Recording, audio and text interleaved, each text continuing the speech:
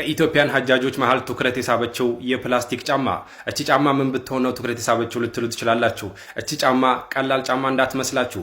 የዚህ ጫማ ባለቤት እዚህ ጋር የምትመለከቷቸው ከዘንድሮ የሀጅ ስነ ስርዓት ለመፈጸም ከኢትዮጵያ ከተጓዙት መካከል የሆኑት አርብቶ አደሩ የአፋሩ ጀግና እንግዲህ አሊበራ ማህሙድ ጫማ ነች። ለምንድን ነው ትኩረት የሳበችው ካላችሁ ደግሞ ማለት ነው አሊበራ ማህሙድ ማለት ነው የአላህን ቤት ከመናፈቅና በሀጅ ስነ ስርዓት ላይ ለመታደም በአረፋ ተራራ ላይ ሆኖ ዱዓ ለማድረግ እንግዲህ ካላቸው ጉጉት የተነሳ ያላቸውን ቅሪት በሙሉ እንግዲህ በመሸጥ ያላቸውን 30 ፍየሎችና 3 ግመሎች በህይወት ዘመናቸው ያፈሩት ማለት ነው ሙሉውን በመሸጥ እንግዲህ ለሀጅ ስነ ስርዓት ይሰናዳሉ ማለት ነው። በዚህ ጊዜ እጃቸው ላይ ምንም ያልቀረው አሊበራ ማህሙድ ማለት ነው ለጫማ መግዣ እንኳን ብርም አልኖራቸውም እና እሳቸው እንግዲህ ለጫማ እችኑ ጫማ አደረጓት። በአፋር ክልል በረሃ ፍየሎቻቸውን ግመሎቻቸውን ሲጠብቁ ያረጓት የነበረች ወደ መስጂድ ሲጓዙ ያረጓት የነበረች እቺ በአፋር ክልል በረሃ ያልተበገረች ጫማ ማለት ነው እድል ይቀናትና ከሳቸው ጋር እንግዲህ የዘንድሮን ከ1.5 ሚሊዮን በላይ ሀጃጅ አለ ወደ ተባለበት አንዷ ልትሆን በቅታለች ማለት ነው። እናም እቺ ጫማ እንግዲህ እንደምትመለከቱት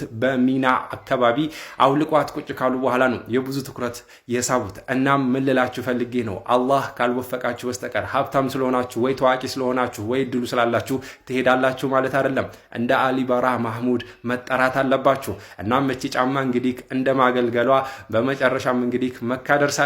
ሱብሃንአላህ። እስኪ እኛንም ለወደፊቱ አላህ ይወፍቀን። ለተመሳሳይ መረጃ የፕላስ ምልክቱን መጫናችሁን አትርሱ።